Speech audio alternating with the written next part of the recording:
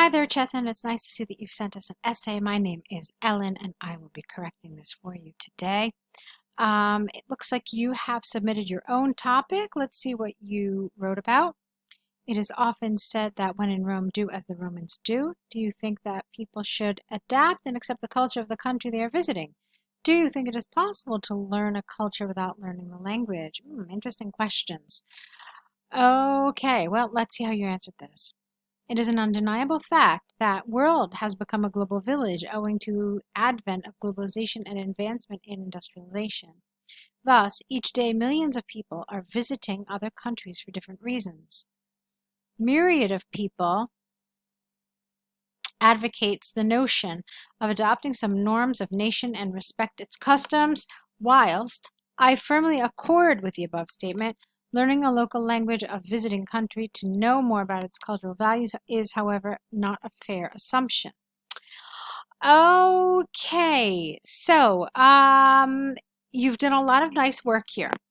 You've structured your introduction well. You answered both questions because this is a two-question essay. You did respond to both questions in your introduction. So on those points, this is well done. There are some issues, though, that I do want to address and try to correct with you. One issue is grammar, and the other issue is vocabulary. Regarding vocabulary, lots of IELTS students feel that they really need to impress the examiner with, advanced vocabulary, high-level vocabulary, novel vocabulary, and to some extent that's true.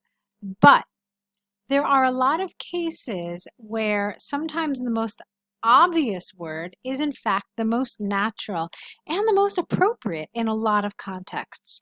And that's something I saw here in this essay. So we will try to correct those.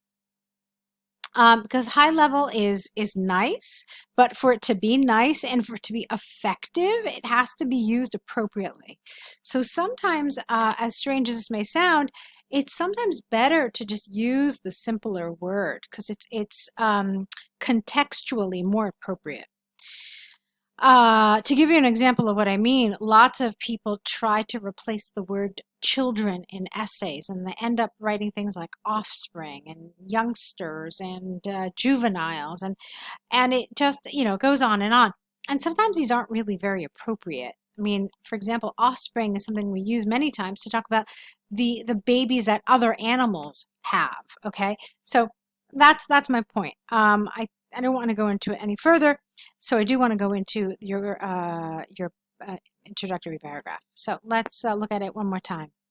It is an undeniable fact that the world has become a global village owing to the advent of globalization and advancement in industrialization. Now, you could assume that the from here also applies here, so that's fine. Thus, every day, millions of people visit, this is a general fact, so visit other countries for different reasons.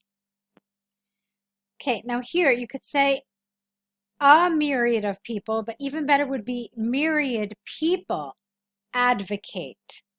Okay, so myriad people advocate the notion of adopting some norms of nations and respecting its customs or their customs because it's nations.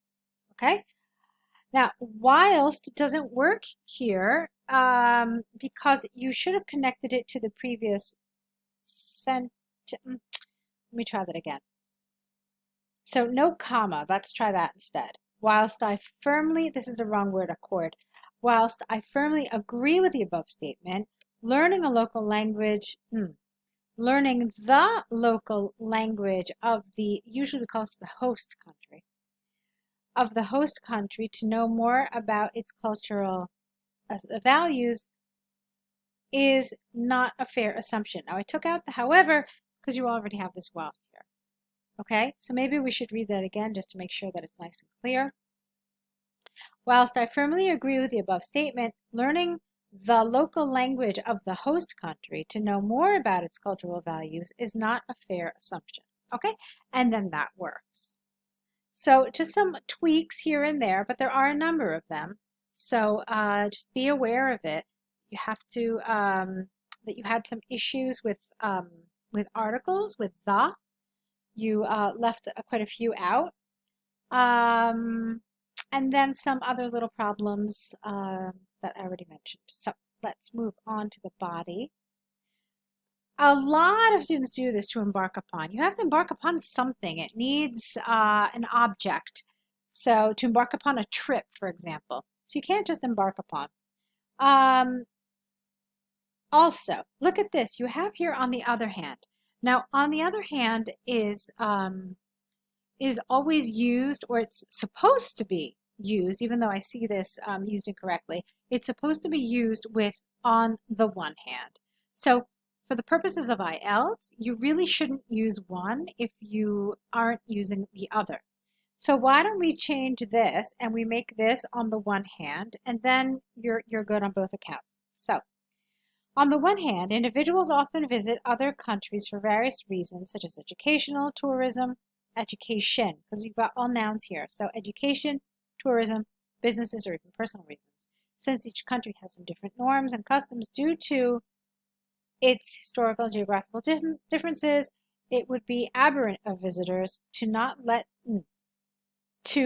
how about this? Aberrant of visitors not to acknowledge their culture. There we go. It could be both religious or political.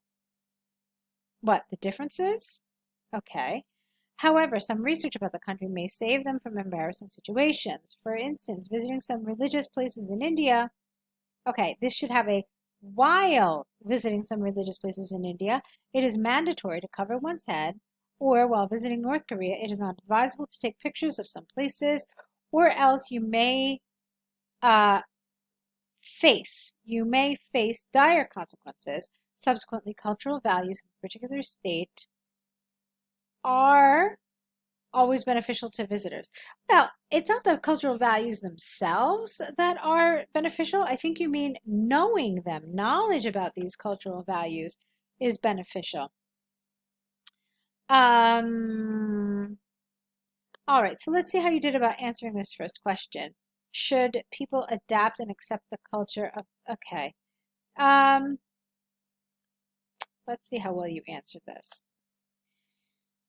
Okay, so what you did in this essay, in this paragraph, I felt, is you didn't really talk about accepting and adapting to the culture, but you really talked about an awareness of learning about them. So you talked about research about the country. Let's see. I thought this was perhaps a little irrelevant. The reasons why people travel are not what is being discussed. Instead, we're talking simply about whether you should adapt to the country's norms and values when you go there, if you should accept them and adapt to them. So that was the point here. I think you could have developed this a little more cohesively. So in other words, I feel like you had some sentences here that really didn't create a cohesive whole in your paragraph. I don't want to say they were necessarily off topic, but they certainly didn't produce the effect that you needed them to.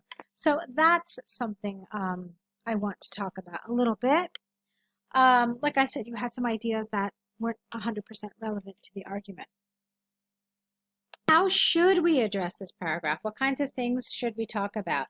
You were partially on the right track when you talked about visiting some religious places in India. It is mandatory to cover one's head, or you shouldn't take pictures. So this has to deal with, this deals with accepting the host country's culture and adapting one's beliefs to it.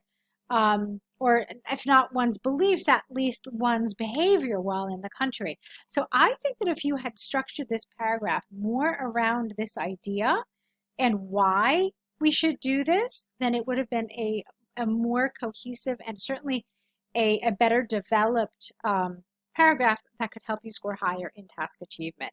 So talking about why we should do this. You talked about saving yourself embarrassment, okay? You could have talked about that. You also could have talked about the fact that it shows respect to the country. If you're a visitor in someone's home, okay, or in this case in someone's country, it's always wise to show respect to your host's beliefs, your host's values, because it's an honor for you to be in their home or as an extension in their country.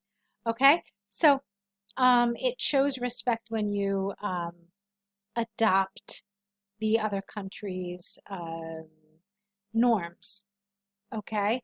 And in contrast, it shows a certain amount of arrogance if you don't cover your head in certain places, or if in certain countries, you're not supposed to expose your shoulders. That too shows a certain amount of arrogance. And it's not really well received. So if somebody wants to have a really positive experience in a foreign country, he or she would do well to acknowledge the rules of that country and kind of go with them in order to really gain the full experience of that country and its culture. So these are some of the ideas that I think you should have explored here in order to be on topic. Okay, certainly not everything that I'm saying. I don't want you to do that, but just some of the things are really in the direction that you needed to go. Let's see what you wrote here. On the other hand, learning language may not be a paramount factor while visiting a country unless you are, okay, 2 words, you are planning to move permanently. First of all, as English is an international language, it can be found in almost every nation as a second or third language. Thus, language should not be a barrier if you have some basic skills of the English language. Learning a language for a short-term visit is not only, you don't mean prudent here, you mean something else. I like that you're using not only but also, but the word prudent is wrong, and so it changes your meaning. So learning a language is not only prudent but also arduous and a time-consuming process. One may have to leave his important task to learn the local language, which is definitely not advisable. Okay, so you have some extra words here. Okay, fine. So you said yes to the one question, but no to the second question. I think you developed this rather well. It's well organized. It was convincing. So as far as task achievement is concerned, I thought you did much better in this paragraph. To conclude, it can be said that there is no harm in learning some basic things about the host country. We don't call it the visiting place, we call it the host country. In fact, it is a good practice. However, comma here, learning, learning a whole new language for a short-term visit is not advisable and a bit over the top. Okay, interesting. Okay, so I'm looking at the task again, and this is something that is really important to do, not just when you're correcting an essay, but also when you're writing it. I always refer back to it to see if students are answering the question correctly. So, seeing it now again after having read your entire essay, it appears that you did not answer the question appropriately. I liked what you wrote. I thought that as a paragraph it was cohesive. I thought it was well written. It was certainly developed and had some good organization. But looking at the task, they've actually asked you something different.